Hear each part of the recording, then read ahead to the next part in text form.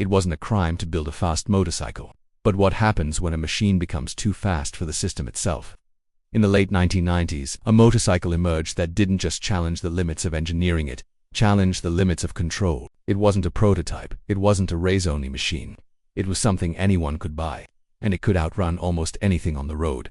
The Suzuki Hayabusa. That was powerful, sleek, and terrifyingly fast. Faster than speed limits, faster than the rules, faster than what anyone thought a production motorcycle should be. It didn't just break records.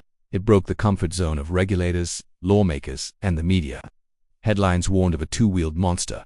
Governments whispered about bans, but no law was ever passed. Instead, something stranger happened. The bike disappeared behind closed doors, not by force, but by fear. Not because it was dangerous, but because it proved the system had limits and the Hayabusa didn't. They didn't ban it because it was reckless. They didn't ban it because it was illegal. They banned it because it was too fast to exist. The late 1990s were a golden era for motorcycle engineering. It was a time when speed was the ultimate benchmark, and motorcycle manufacturers were locked in a fierce, almost obsessive race to build the world's fastest production bike. Japan led the charge, and at the heart of the battle were three giants: Suzuki, Kawasaki, and Honda. Each company had a legacy to defend. Each had its own vision of speed, but only one would cross the line others feared to approach. Before the Hayabusa, there was the Honda CBR110XX Super Blackbird, named after the SR-71 spy plane, and not by coincidence. Introduced in 1996, it was an engineering marvel, capable of hitting a top speed of 287 km per hour. At the time, it was the fastest production motorcycle ever built. Honda wore the crown with pride for a while, but Kawasaki wasn't going to let that stand. They were developing their own missile on two wheels, and behind closed doors, they pushed their engineers harder than ever before. Rumors began to spread. A new monster was coming, one that would dethrone the Blackbird and redefine the limits of production speed. Suzuki saw the writing on the wall, and they made a decision that would shock even their own rivals. They wouldn't just try to beat Honda and Kawasaki, they would obliterate them. And so, in the late stages of the decade, the Hayabusa project was born. Hayabusa, the name itself, meant peregrine falcon. In Japanese, the bird known for diving at speeds over 300 km per hour. In nature, the falcon preys on blackbirds. The message wasn't subtle. Suzuki gave their engineers a mission: design a motorcycle so fast, so stable at high speeds, so mechanically perfect, that it would not only crush the competition, would make the industry question whether motorcycles should even go that fast. It wasn't just about putting in a bigger engine, or tweaking aerodynamics. This was an entirely new breed of machine. It had to be powerful, but also precise. It had to be beautiful, but brutal. Most of all, it had to be stable at speeds no production bike had ever reached. The team went to work. The result was unlike anything the motorcycle world had seen. The Hayabusa was powered by a 1,299cc inline-4 engine, producing around 173 horsepower. On paper, it was impressive. On the road, it was a bullet. But the engine was only part of the story. What really set the Hayabusa apart was its aerodynamics. The design was wind tunnel tested to reduce drag as much as possible. Its flowing, almost alien curves weren't just about style. They were about slicing through the air with surgical efficiency. It looked different. It felt different. It moved different. When it was finally unveiled in 1999, the motorcycle world didn't know how to respond. Some were amazed. Some were terrified, because the numbers didn't lie. The Suzuki Hayabusa could reach a top speed of 312 km per hour. No production motorcycle had ever gone that fast. None had even come close. It destroyed the Blackbird. It humiliated Kawasaki's efforts. And it did something else. It made governments nervous. At 312 km per hour, you were no longer riding a motorcycle. You were operating a guided missile. And yet, it was legal. Anyone with a motorcycle license, the money to buy it, and the nerve to twist the throttle could experience the kind of acceleration usually reserved for fighter jets.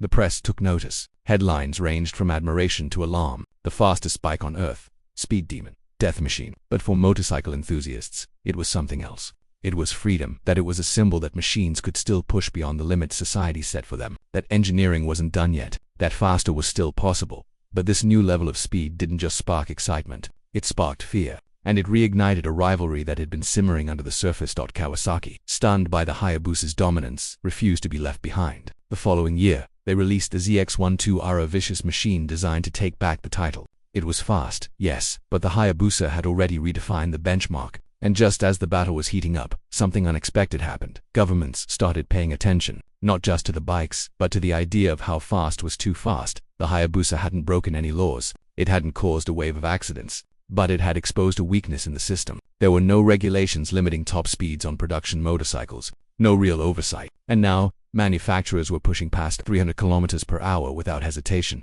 What would happen when someone took a Hayabusa onto a public highway? What if an inexperienced rider got their hands on one? What if the arms race didn't stop? Europe, in particular, began to panic. Germany's autobahns, long known for their lack of speed limits, suddenly felt vulnerable. France and the UK saw headlines warning about motorcycles faster than police helicopters.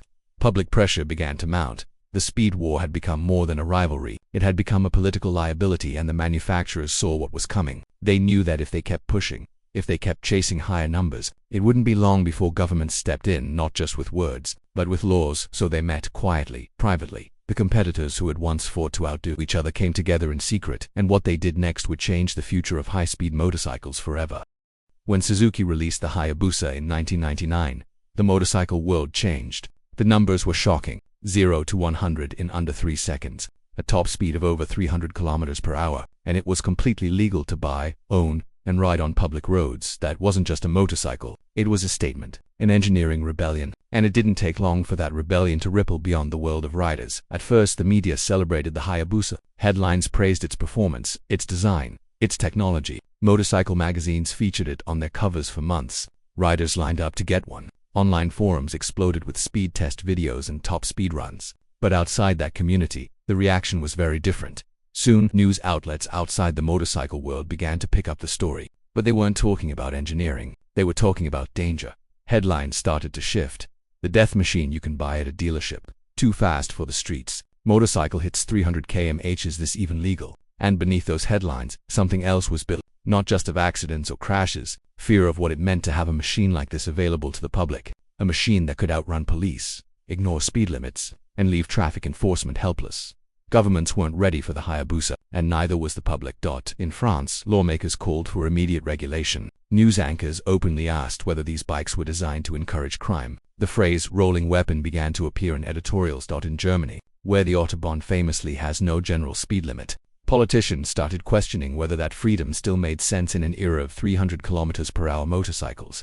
Environmentalists joined in, pointing to the emissions of high-speed bikes and their fuel consumption. Safety advocates pushed harder. It wasn't just about the people who rode them, it was about the people they shared the roads with. But behind the public arguments, a deeper fear was setting in. Controlled. Until now, speed limits had been imposed on people, on drivers, riders, but not on machines. A car might be capable of going 250 km/h, but few people ever pushed it to those limits, and most roads made it impossible. But the Hayabusa changed that. It made extreme speed accessible, not just possible, but almost effortless. You didn't need to be on a racetrack. You didn't need to be a professional. You just had to twist the throttle. In a matter of seconds, you were in a zone where reaction times shrank to milliseconds, where a single mistake could mean death, not just for you, but for anyone nearby. Police departments began to speak out. Some admitted, off the record, that they had no real way of catching someone on a Hayabusa if they decided to flee. A few countries even reviewed their pursuit policies, fearing that chasing a Hayabusa might be more dangerous than letting it go. Insurance companies noticed too. Premiums for ultra-high-speed bikes began to rise. Some refused to cover them at all. In parts of Europe, getting insured on a Hayabusa became nearly impossible, and still, the bike sold. Because for every politician who feared it, there were 10 riders who wanted it. For every article warning of chaos, there was a forum post celebrating freedom. But the pressure kept building. A key turning point came in the early 2000s when a French news station aired a segment on sport bike culture. In it, they featured street races on Hayabusas, weaving through traffic at over 250 km/h. The footage went viral. The backlash was immediate. Officials demanded answers. Were these bikes legal? Why were they allowed to be sold at all? And more importantly, how fast could the next model go? That question sent a chill through the industry, because behind the scenes, other manufacturers were working on their answers to the Hayabusa. Rumors swirled of new prototypes, faster, lighter, even more powerful. Kawasaki had already released the ZX-12R. Honda was working on upgrades to the Blackbird platform. Even European brands like BMW were quietly investigating how far they could push performance. The Hayabusa hadn't just set a new bar, it had opened a door, and once that door was open, no one could say where the race would stop. Would 350 km/h be next? 400? At what point would someone de-end? At what point would the law finally step in? No one wanted to be responsible for that moment. Not the manufacturers, not the governments, not even the public. So the panic grew not just about the bike itself, but about the future it represented. A future where machines moved faster than society could react. There was no single crash, no mass casualty event, no lawsuit that brought it all down. Instead, there was an unspoken sense of inevitability. that if things kept going the way they were, someone, somewhere, was going to push too far. And that's when the conversations began, behind closed doors. The panic had done its job. The media had stirred it. The public had felt it. The governments had heard it now. It was time for the manufacturers to respond, but they wouldn't do it with press conferences or official announcements. They wouldn't release statements or hold public forums. Instead, they would meet in secret. Because the problem wasn't just the Hayabusa, it was what came next, and if they didn't stop it themselves, someone else would. In the early 2000s, the panic had reached its peak. The world had seen what the Hayabusa could do, and now the pressure was turning inward onto the manufacturers themselves. There were no laws against speed yet. No government had officially banned anything, but everyone felt the tension in the air. A storm was coming. The public wanted someone to step in. The media demanded action. Politicians were preparing legislation. But the motorcycle industry had a different idea. They would not wait to be regulated. They would regulate themselves, and they would do it quietly. What happened next was not announced in a press release. There were no headlines, no interviews, no ceremonies, only silence.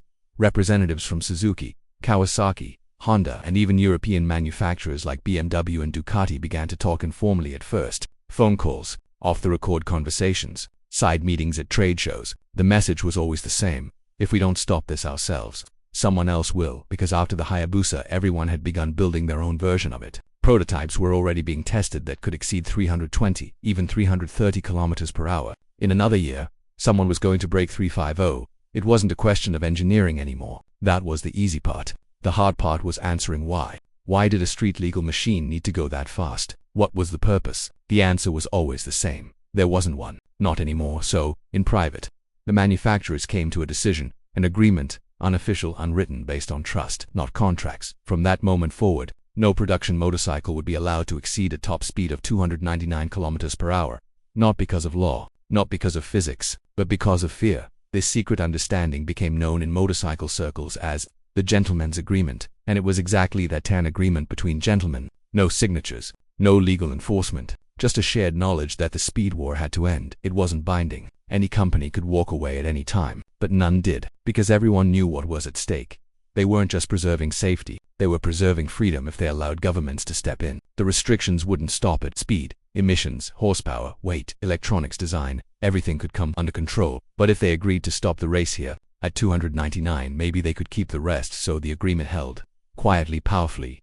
New models came out with engines just as powerful as the Hayabusa, some even stronger, but none of them were allowed to pass the invisible barrier, 299. That was the new limit. Speedometers were recalibrated, ECU systems were modified, top speeds were electronically governed. Even marketing materials began to shift focus. No more talk of being the fastest in the world. Now it was about acceleration, handling, comfort.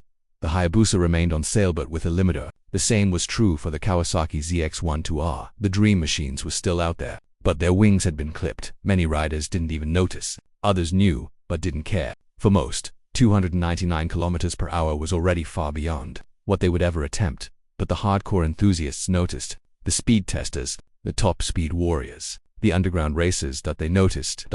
And the response was predictable. Forums and garages began to fill with instructions, ways to remove the limiter, ECU reprogramming, aftermarket modules, flash tools. The internet made it easy. If you wanted your bike unrestricted, you could make it happen, and many did. But officially, the limit was in place, and the manufacturers stuck to it. The gentleman's agreement did what no law had managed to do: it put a hard cap on the speed of production motorcycles, without any government needing to intervene. It was a rare thing, a moment of restraint in an industry defined by pushing limits.